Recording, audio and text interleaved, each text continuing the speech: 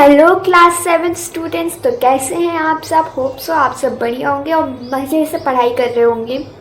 हम पढ़ रहे थे क्लास 7 का chapter acid basis and salts. तो इसका पार्ट 1 जो है होपफुली आपने देखा होगा, नहीं देखा है तो पहले उसे जाके देखिए। ये इस चैप्टर का पार्ट 2 है जहां हम न्यूट्रलाइजेशन से स्टार्ट करेंगे। पहले मैं आपको लाइन बाय लाइन रीड करूँगी, उसके बाद एक्सप्लेन करूँगी। So let's get started. 5.3 Neutralization. We have learned that acids turns blue, litmus red, and bases turn red, litmus blue. Let us see what happens when an acid is mixed with a base. तो हमने क्या पढ़ा था इसके पहले कि जो acids होते हैं वो ब्लू लिटमस पेपर को रेड में टर्न कर देते हैं, कन्वर्ट कर देते हैं, और जब जो कि बेसिस होते हैं वो रेड लिटमस पेपर को जब हम उसमें सोल्यूशन में डिप करेंगे तो रेड लिटमस पेपर को ब्लू में कन्वर्ट करते हैं। तभी तो हमें पता चलता है कि कौन सा एसिड है, कौन सा बेस है। तो अब हम देखेंगे कि जब एक एसिड और बेस को मिक्स करते हैं तब क्या होता है। We are going to use an indicator you have not use so far. It is called phenolphthalein. अब हम एक ऐसा इंडिकेटर यूज़ करेंगे जिसका नाम है फिनाफ्थोलीन, जो आपने अभी तक यूज़ नहीं किया है। Activity 5.5 to be demonstrated by a teacher in the class. तो इस एक्टिविटी को टीचर ही करवाएगा आपकी क्लास में अपनी प्रेजेंस में। फिर 1/4 of a test tube with dilute hydrochloric acid. आपको एक टेस्ट ट्यूब लेना है, उसमें HCl जिसको हाइड्रोक्लोरिक एसिड कहते हैं उसको डाइल्यूट फॉर्म में उसको 1/4 टेस्ट ट्यूब लेना है। नोट डाउन इट्स कलर, और उसका जो भी कलर है उसे नोट डाउन कर लीजिए। Note down the colour of phenolphthalein solution also. और एक दूसरे टेस्ट ट्यूब में फिनाफ्थोलीन का सोल्यूशन ले लीजिए, उसका कलर भी नोट डाउन कर लो। Add 2-3 drops of the indicator to the acid. अब एसिड वाला जो था ना टेस्ट ट्यूब, उसमें 2-3 ड्रॉप क्या डाल दो, इंडिकेटर डाल दो, जो कि हमारा फिनाफ्थोलीन था indicator. Now shake the test tube gently. अब हल्के से आराम से उस टेस्ट ट्यूब को क्या करना है, शेक करना है। Do you observe any change in colour of the acid. क्या आपको एसिड के कलर में कोई चेंज दिख रहा है। Add to the acidic solution a drop of sodium hydroxide solution by a dropper. अब हमें क्या करना है, जो हमारा एसिडिक सोल्यूशन था उसमें ड्रॉपर के हेल्प से हमें कुछ ड्रॉप्स सोडियम हाइड्रोक्साइड सोल्यूशन के डालनी है। उसके बाद स्टिर द ट्यूब जेंटली, मतलब कि उसको आराम आराम से शेक करना है, मिक्स कर लेना है। Is there any change in the colour of the solution. क्या सोल्यूशन के कलर में कोई चेंज आया। Continue adding the sodium hydroxide solution drop by drop while stirring till the pink colour just appear. अब हमें क्या करना है, उसी टेस्ट ट्यूब में और सोडियम हाइड्रोक्साइड धीरे धीरे डालते जाना, उसको ऐसे ऐसे ऐसे ऐसे शेक करते जाना है ताकि वो क्या हो जाए, मिक्स होते जाए। डालते जाना है धीरे धीरे और शेक करते जाना है। कब तक ऐसा करना है, जब तक जो सोल्यूशन है उसका कलर पिंक ना हो जाए। Now add 1 more drop of dilute hydrochloric acid. What do you observe. तो अब ये करने के बाद पिंक कलर आ गया, उसके बाद एक दो बूंद और आपको डाइल्यूट हाइड्रोक्लोरिक एसिड डालना है। उसके बाद आप क्या ऑब्जर्व करोगे वो देखना है। Becomes colourless. जो सोल्यूशन है वो फिर से कलरलेस हो गया, यानी कि अब उसका कोई कलर नहीं है। Again add 1 drop of sodium hydroxide solution. फिर से इसमें 1 ड्रॉप सोडियम हाइड्रोक्साइड सोल्यूशन डालना है। आप सोचिए क्या करवा रहे, एक ही बार में डाल लो ना जो डालना है। तो केमिस्ट्री है, ऐसे ही होता है। It's there any change in colour. फिर देखना है आपको क्या कोई इसमें चेंज हुआ कलर में। The solution again become pink in colour. जो सोल्यूशन होगा ना वो फिर से पिंक हो जाएगा। It is evident that when the solution is basic, phenolphthalein gives a pink color. On the other hand, when the solution is acidic, it remains colorless.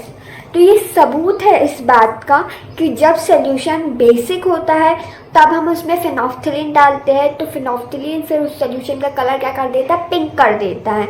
और जब सोल्यूशन एसिडिक होता है उसके बाद जो हम फिनोफ्थलीन डालते हैं तब क्या होता है, सोल्यूशन क्योंकि एसिडिक है तो वो कलरलेस हो जाता है इसको डालने के बाद। When an acidic solution is mixed with a basic solution, both the solution neutralize the effect of each other. Colorless. तो ये सबूत है इस बात का कि जब सोल्यूशन बेसिक होता है तब हम उसमें फिनोल्फ्थालीन डालते हैं, तो फिनोल्फ्थालीन फिर उस सोल्यूशन का कलर क्या कर देता है, पिंक कर देता है। और जब सोल्यूशन एसिडिक होता है उसके बाद जब हम फिनोल्फ्थालीन डालते हैं तब क्या होता है, सोल्यूशन क्योंकि एसिडिक है तो वो कलरलेस हो जाता है इसको डालने के बाद। When an acidic solution is mixed with a basic solution, both the solution neutralize the effect of each other. जब भी एसिडिक सोल्यूशन है एक और एक बेसिक सोल्यूशन है, उसको मिक्स करेंगे ना तो वो क्या हो जाएगा, न्यूट्रलाइज हो जाएगा, यानी कि उन दोनों का असर ख़त्म हो जाएगा। ना ही अब जो सोल्यूशन बनेगा उनके मिक्स होने से ना ही वो एसिडिक होगा ना ही वो बेसिक होगा। इसको ऐसे समझ सकते हो कि एक तरफ है बहुत गर्म पानी और एक तरफ है बहुत ठंडा पानी, और एक थर्ड बीकर है जिसमें आप क्या कर रहे हो, गर्म पानी ठंडा पानी दोनों मिक्स करते जा रहे हो। तो वो दोनों क्या करेंगे, गर्म पानी ठंडा पानी के और ठंडा पानी गर्म पानी के इफ़ेक्ट को ख़त्म कर देंगे, मिलके दोनों का इफ़ेक्ट ख़त्म हो जाएगा और आपके पास जो है वो नॉर्मल वाटर बचेगा जो ना ही हॉट होगा ना ही कोल्ड होगा। सेम यही चीज़ है कि यहाँ पे एसिडिक है और ये बेसिक है, दोनों का नेचर अपोजिट है। जब आप इसको मिक्स करोगे तो दोनों एक दूसरे की नेचर को कैंसिल कर देंगे। When an acidic solution and a base solution are mixed in suitable amounts, मतलब कि सही अमाउंट में डालोगे, दोनों इक्वल अमाउंट में होगा तभी तो एक दूसरे के असर को ख़त्म करेगा ना बराबर से। अगर आपने एसिड ज़्यादा डाल दिया बेस कम डाल दिया तो जितना एसिड बेस एक दूसरे को ख़त्म करना था उतना कर देगा, एसिड क्योंकि आपने ज़्यादा लिया था तो पूरा अल्टीमेटली फिर एसिडिक सोल्यूशन ही होएगा। इसलिए दोनों का अमाउंट जो है वो सेम होना चाहिए। साथ ही उसकी स्ट्रेंथ पे भी डिपेंड करता है। पता चला कोई सा आपने एसिड लिया है वो तो बहुत वीक है लेकिन आपने बहुत ही स्ट्रॉन्ग बेस ले लिया है। स्ट्रॉन्ग का कहने का क्या मतलब है कि उसका बेसिक नेचर बहुत ज़्यादा है। एसिड और बेसिक में भी जैसे बहुत सारे होते डिफरेंट एसिड्स हैं, उसमें भी कोई कम एसिडिक होता है कोई ज़्यादा एसिडिक होता है, तो ये उनकी पावर होती है। ऐसी सेम पावर वाले लोगों को जब इक्वल मिक्स करोगे तभी वो न्यूट्रलाइज होंगे। Both the acidic nature of the acid and the basic nature of the base are destroyed. दोनों acidic और basic nature destroy हो जाता है, ख़त्म हो जाता है। The resulting solution is neither acidic nor basic. अब जो solution बचा उसको ना ही हम acidic बोलेंगे ना ही basic बोलेंगे। Touch the test tube immediately after neutralization. What do you observe? अब मान लो आपने एक टेस्ट ट्यूब में एसिड और बेस डाला है, न्यूट्रलाइज किया है, अब तुरंत न्यूट्रलाइज करने के बाद उसको एक बार टच करो टेस्ट ट्यूब को, कैसे क्या आपको फील हो रहा है कि आपने ऑब्जर्व किया। तो in neutralisation reaction heat is always produce और इवॉल्व। न्यूट्रलाइजेशन में हमेशा हीट निकलती ही है, हीट निकल रही है यानी कि क्या होगा, टेस्ट ट्यूब आपको थोड़ी गर्म फील होएगी। The evolve heat raise the temperature of the reaction mixture. तो जो हीट निकलेगी उसके कारण क्या होगा, मिक्सचर का टेम्परेचर बढ़ जाएगा और टेम्परेचर बढ़ जाएगा तो आपको टेस्ट ट्यूब थोड़ी गर्म फील होगी। In neutralisation reaction a new substance is formed, this is called salt. Neutralisation में जो बनता है उसे हम क्या कहते हैं, सॉल्ट। यानी एसिड और बेस से मिलकर जो सोल्यूशन बनता है वो क्या होता है, वो न्यूट्रल सोल्यूशन होता है। और इस प्रोसेस को क्या कहते हैं, न्यूट्रलाइजेशन। और एसिड और बेस से मिलकर क्या बनता है, सॉल्ट।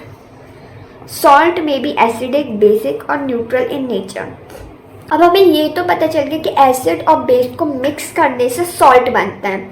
अब अगर एसिड और बेस इक्वल अमाउंट में है तो जो सॉल्ट होगा वो न्यूट्रल हो जाएगा, तो प्रोसेस न्यूट्रलाइजेशन हो जाएगी। लेकिन अगर मान लो आपका एसिड का क्वांटिटी ज़्यादा है तो फिर जो सॉल्ट होगा वो एसिडिक नेचर का होगा। अगर आपके बेस का क्वांटिटी ज़्यादा है तो जो सॉल्ट होगा वो बेसिक नेचर का होगा। यानी सॉल्ट जो होता है वो एसिडिक भी हो सकता है, बेसिक भी हो सकता है और न्यूट्रल भी हो सकता है। The reaction between an acid and a base is known as neutralisation. Salt and water are produced in this process with the evolution of heat. तो यहाँ पे भी वही बोला जो मैंने आपको बताया पहले कि सॉल्ट जो एसिड और बेस की रिएक्शन है, रिएक्शन मतलब कि जब हम मिक्स करते हैं तो वो आपस में उनमें जो भी केमिकल प्रोसेस होती है उसको रिएक्शन कहते हैं। जो रिएक्शन है उसको न्यूट्रलाइजेशन कहते हैं। और इस न्यूट्रलाइजेशन प्रोसेस में क्या बनता है, सॉल्ट बनता है और थोड़ा वाटर बनता है और हीट रिलीज होती है। तो इसको हम ऐसे एसिड प्लस बेस ऐसे रिएक्शन के फॉर्म में भी लिख सकते हैं। देखो कैसे लिखी हुई है, जो आपके लेफ्ट हैंड साइड लिखा हुआ है वो आपके क्या होते हैं, रिएक्टेंट्स होते हैं, यानी जिसको हम यूज़ करेंगे। और एरो के जो राइट हैंड साइड में लिखा हुआ है उसको हम क्या कहते हैं, प्रोडक्ट कहते हैं, जो रिएक्शन के बाद बन रहा है। इसलिए लेफ्ट हैंड साइड में क्या लिखा है, एसिड प्लस बेस, और फिर फॉरवर्ड एरो है, यानी रिएक्शन आगे बढ़ी तो क्या बना, सॉल्ट बना, वाटर बना और हीट इवॉल्व हुई। The following reaction is an example. इसके लिए एक एग्जाम्पल दिया हुआ है सेम रिएक्शन का, hydrochloric acid plus sodium hydroxide equals to sodium chloride plus water, और उसका आपका फॉर्मूला भी लिखा हुआ है, केमिकल फार्मूला। तो हाइड्रोक्लोरिक एसिड जो कि HCl होता है, एक एसिड, HCl आपका जो हाइड्रोक्लोरिक एसिड और NaOH यानी सोडियम हाइड्रोक्साइड, ये एसिड है और ये क्या है, NaOH बेस है। एसिड और बेस को मिलाया तो सॉल्ट बना NaCl और वाटर निकला। आपका वाटर का केमिकल फार्मूला क्या होता है, H2O। बूझो added dilute sulphuric acid to lime water, will the reaction mixture become hot और कूल।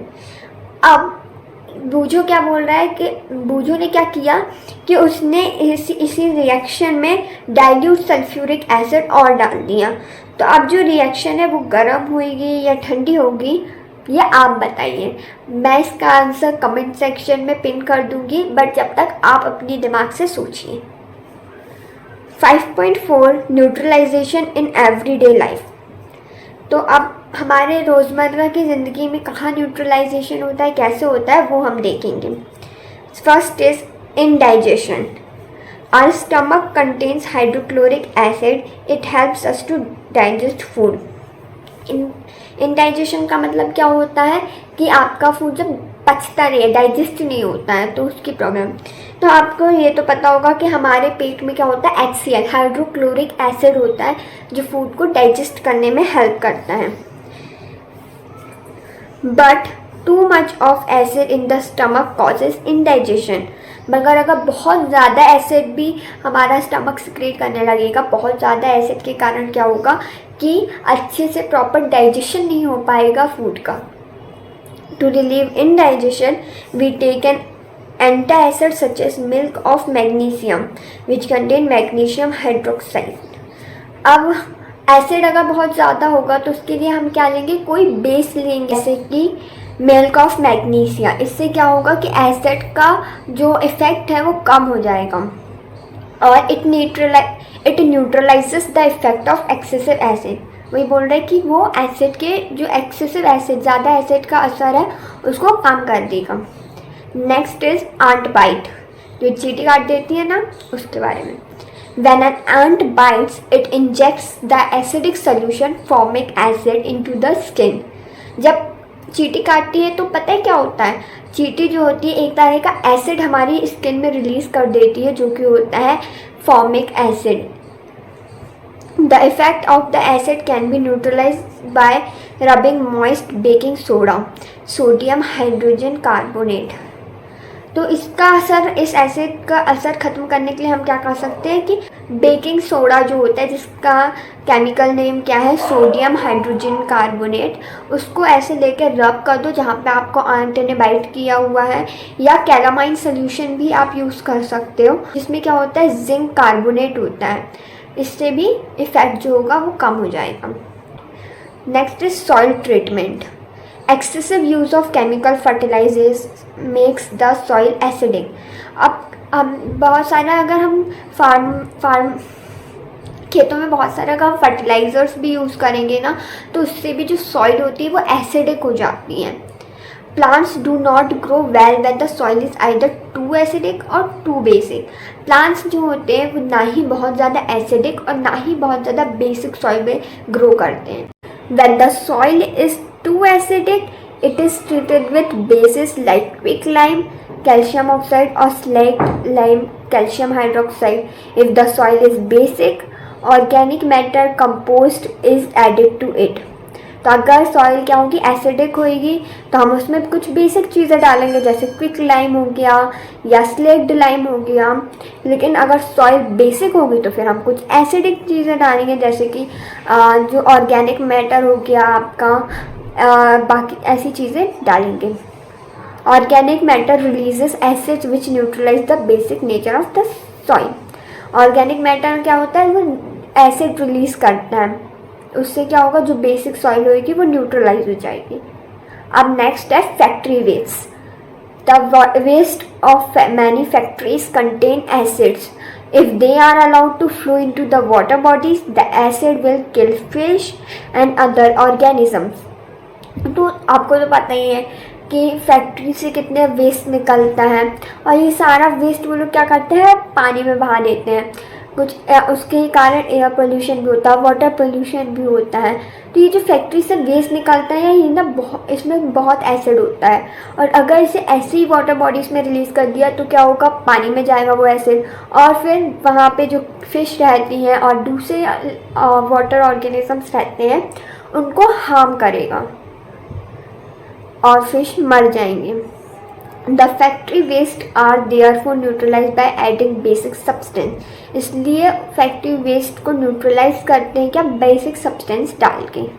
सो स्टूडेंट्स, इसी के साथ हमारा ये प्यारा सा चैप्टर एंड होता है। होपफुली आपको ये समझ में आया होगा। मे बी आपको ये थोड़ा सा बोरिंग लगा हो, बट ट्रस्ट मी, एक बार आप और खुद से इसको रिवाइज करिएगा, एनसीईआरटी रीड करिएगा, आपको ये सब समझ में आ जाएगा। और हमने बहुत सारी इंपॉर्टेंट चीज़ें इसमें पढ़ी है, जैसे एसिड के बारे में जाना है, बेस के बारे में जाना है, और इंडिकेटर के बारे में जाना है, एसिड रेन क्या होता है वो हमें पता चला, और न्यूट्रलाइजेशन प्रोसेस हमारी डेली लाइफ में कैसे यूज़ होती है, ये सब कुछ हमें इस चैप्टर में जानने को मिला है। अब इतने प्यारे एक्सप्लेनेशन के लिए एक लाइक तो बनता है, जल्दी से लाइक कर दीजिए वीडियो को। चैनल को अगर सब्सक्राइब नहीं किया है तो देर किस बात की, अभी चैनल को सब्सक्राइब करिए और अपने फ्रेंड्स के साथ शेयर करिए, उनको भी ये नई नई चीज़ें जानने का मौका मिले। अब हम मिलेंगे किसी और मज़ेदार से चैप्टर में, तब तक के लिए bye bye, thanks for watching.